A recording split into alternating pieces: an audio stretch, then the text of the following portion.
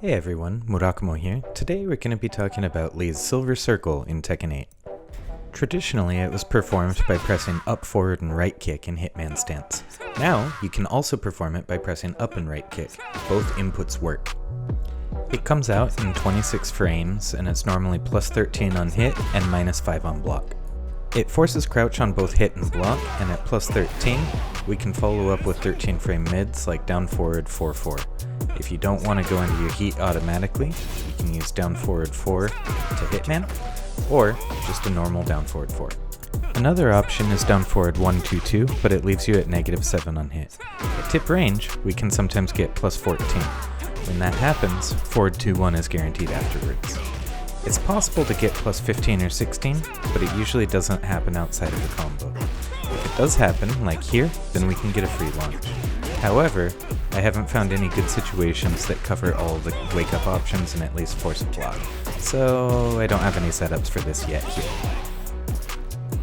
From behind, we could do down forward 1-2-2-1, which floats. There's no buffer period after, but we can get a few follow-ups. In heat, with down forward 4-4 forward, we can transition to a combo like this, but the scaling is really high. It takes 7 frames to turn and block, or 4 frames to turn with blocking. The opponent could turn around but get counter hit, and this is now a natural combo on counter. That means Silver Knee is fully guaranteed here. If they mash and get counter hit, you combo from the front. Behind, we get this at the angle.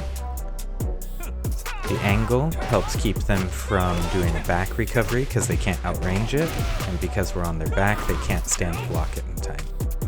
This is another setup to the same sort of finish, and you'll see if they want to mash kicks, they'll also get counter hit by Silver Tail, and that leads to one of our next techniques we see in this video, where we get to pick up.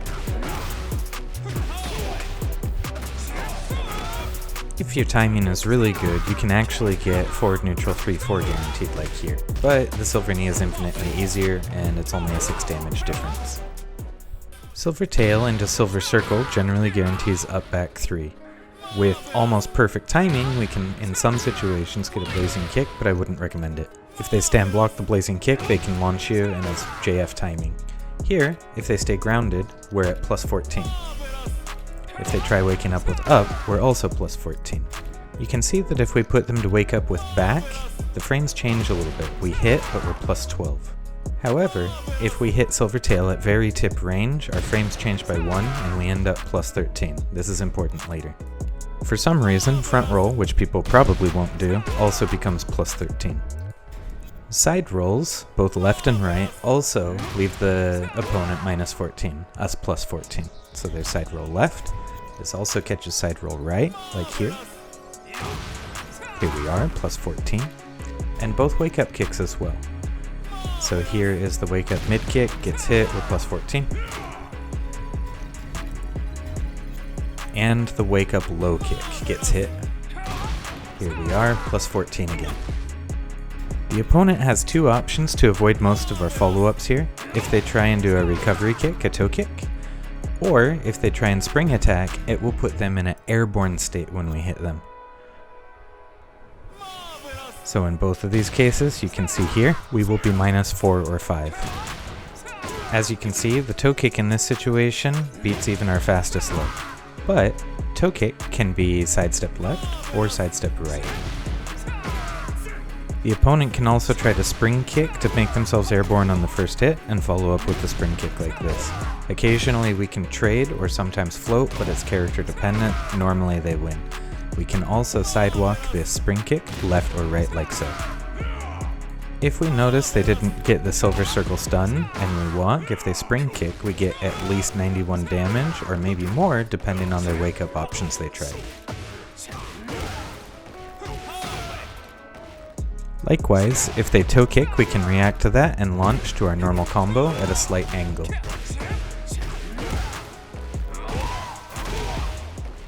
As our down forward 4 is 13 frames, if they hold back and we're only plus 12, we cannot float the opponent. Up back 3 is an option here that's still guaranteed, but it's hard for us to know what they were pressing. At plus 13 or 14, our down forward 4 will float the opponent. This allows us to combo them off of this stun.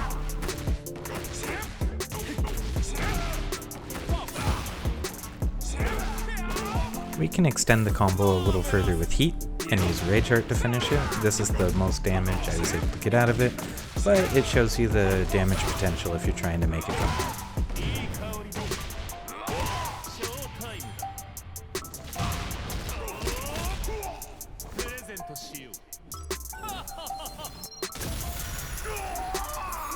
Truly marvelous. If your opponent tries a spring kick or a toe kick in order to mitigate damage over a breakable floor, you're able to break that floor and go to a combo. That means that the only time we're absolutely guaranteed a combo off a Silver Tail on most characters is if we hit at tip range to make it plus 13 even if they hold back, and to be able to send them to a combo if they try and mitigate with that first airborne hit. So this works on floor break stages. That was a refloat if they were trying to toe kick again or spring kick. And it also works on this stage with the floor blast. So you get a combo off it if they try and toe kick or spring kick.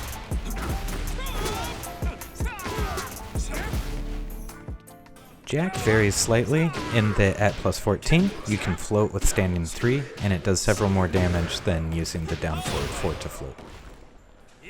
Kuma can also be hit and floated out of his spring kick here like so. Down forward 4 is a better option in more cases against him. So here, same thing happens again, we're just going to see a different finish. We can use back 1 plus 2 as a carry.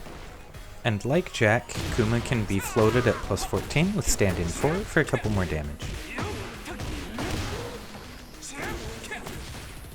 Kuma is the only character that will get floated at minus 12 with down 4, so even if he holds back for recovery, this will still hit. This is my favorite option just because it covers all the areas. We can down 4, 4 up 3, or down 4, neutral 4, 3, 4. We can get routes like this. To catch up on hits in these combos against Kuma, we can do back 2 into back 4 to spike him. If you're worried he's going to spring kick, you can back 3-3 to refloat. If your silver circle goes over, hold down and towards the opponent while standing 3. It's grounded. If they stand up, you get that continuation. Against Kuma near the wall, down 4, 4, 4, 4 is guaranteed from the front. For some reason, when the opponent is face down, they're able to tech roll the silver circle on him. If they don't tech roll, down forward 4 beats everything for hit, but if you were far away on the back 4, they can stand block it. Also, if they tech roll up to the side, it follows both sides. If you want to mix it with something, the low also tracks to both sides here. And back 4 tracks both left and right. If Silver Circle is used and it hits as a low wall hit, it does guarantee these follow-ups. If you hit it higher on the wall, it won't work, and against large male characters, we end up plus 12 normally. I like this variation. It's minus 1 damage, but it techs them closer to us for more pressure. And like Tekken 7, if we do up back 3 to down forward 4 for a refloat and they tech, we are plus 2. So my 13 frame mid traded with their I-11 mid. I can use this to fish for counter hits when they come up if they think they have advantage. Here, down 4 should counter hit while standing 4s by 1 frame, and I can counter hit confirm that to the just frame and run it. If we're already in heat, this leads to a mini combo afterwards in a situation we'll see later in the video. Depending on their angle and the wall, we can get some extra stuff off it too. Counter hit 4 can also work, as long as they didn't crush it, and because they're in the air, it doesn't automatically lead into heat, so we can use this if we want to save heat. Again, they want us to be aggressive in Tekken 8, so something like this might be a route that I take. I like going into heat and pressuring with mistrap sometimes. If they try to wake up or back, this is guaranteed, and then leads to a really big combo.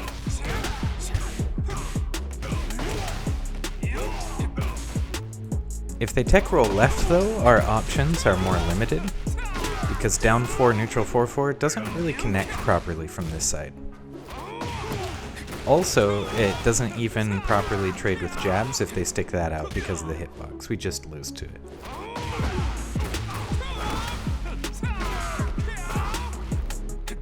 So we don't really have good options versus that on the left side. On the right, we can also fish for counter hit 2-2-3. If they go to the left and they do try a while standing move, that's very strong because we can get some resplats.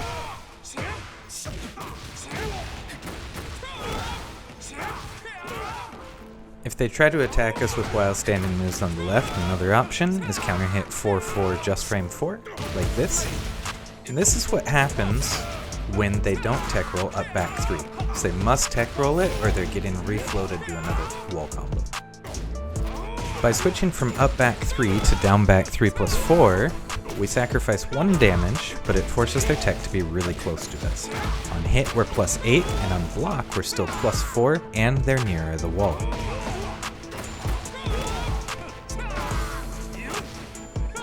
If they do try pressing a button or attacking, we can get some wall splats here and some off-wall combos for quite good damage. Sometimes, depending on the animation of their attack, we can end up in some funky situations when they tech to the right, like this. So he recovers faster. And toe kick and spring kick cannot escape this, but it does mitigate damage a little and allow a normal tech. If they do tech here, our feather landing still gets blocked, but we're at a weird angle. It says -12, but I think that's actually because we're back turned and it's really -5 to act, so this would trade with an I-13 mid. If the opponent does try toe kick or spring kick versus up back 3, it retornadoes them into a wall and we get another mini combo. Using a sidestep versus characters, we can get one better frame, so at +13 we can refloat into a combo like this. This is easier on smalls, as we often end up at +13 straight from the front against Xiao. +13 or 14 could be blazing kicked after, with perfect timing. I wouldn't recommend it. In this combo's case, the 3 hits high wall, which means we're only 1 hit into slump, and we can hit the down forward 4-4 pickup into heat dash. Sometimes we can get quite long extensions. Right here's the first hit of slump, so we're 1 hit into slump now. She comes off the wall, and that means I do 1 hit shorter for my finish here. Next, we're looking at moves that give this sort of stun here. This gives a really good use case for Silver Circle. So we have while standing 2-4 with the 4 on counter hit. We have the 4 up 3 flip kick. We have 4-3-4 flip kick, which is guaranteed when the second hit is countered. Or if we're on the side, we can do it like this. This is where I probably use it the most. If we're too far to the back though, it won't give that knockdown. Instead, if you're that far to the back, you can 4-3-3 and get a guaranteed blazing kick. However, the damage is better for us if we're on the side using the 4-3-4. We can also produce similar situations with our heat dashes out of heat. Down forward 4-4 puts us in this situation. 4-4 just frame 4 puts us into this. And finally, on counter hit, down forward neutral 4-4 just frame 4 puts us here. At +13, Silver Circle gives us down forward 4-4 guaranteed for this. Or we can do counter hit down 2 into down forward 4-4 and get into this situation. We can also counter hit the slide and do 4-4 just frame 4. We're +12. 2-1 counter hit 4 is now +11, so we can get 4-4 just frame 4 off of it. And here, while standing 1-2 with the 2 on counter hit also puts us +12, so we can get that. After punch parry, down forward 4-4 is guaranteed. They can turn but not block. And we're also +7 here if they wake up after our 1-3 throw into 3. It works against both them trying to turn with back or trying to turn with down back. Jabs anywhere on the back, including partially side versus even front turners, which is a frame faster, guarantees down forward 4-4. Occasionally, our Silver Circle goes over. If this is the case, you can hold down towards them and while standing 3 guaranteed. Anytime that the Silver Circle pins them to the ground, blazing kick is guaranteed here when they're face up, feet away. Here, the opponent is holding back. In this case, the opponent is holding forward. And here's what often happens if they hold up. We get a launch from behind.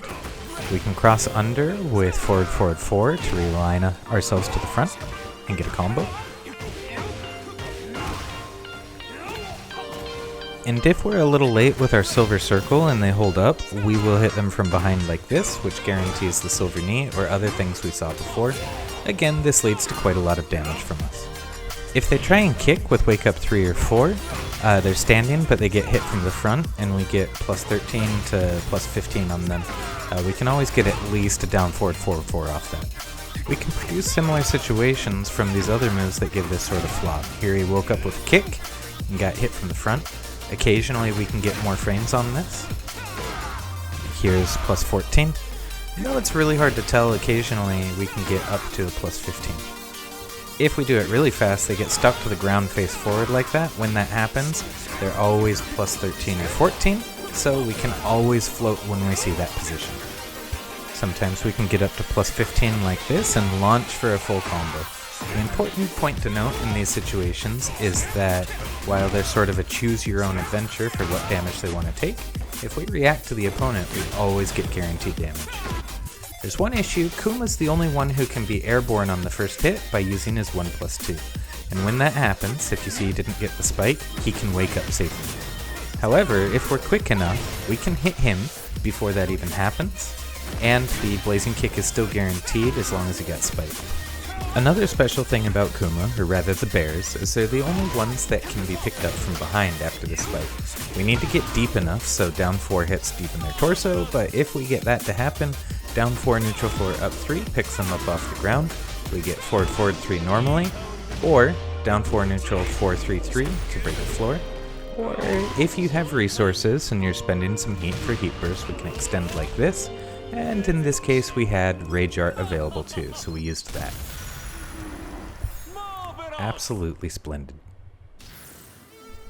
The mechanics of the silver circle can be applied in matches like this. We saw they got up like that, we get 13 frames, we go into our heat engager, we have an easy miss trap, he wakes up or back and gets hit by this guarantee, goes into our heat dash, and we get a whole bunch off of it. So it goes together with all of Lee's other tools, but it'll be really important. I hope this helped everyone. Good luck in all of your matches as Lee. See you next time.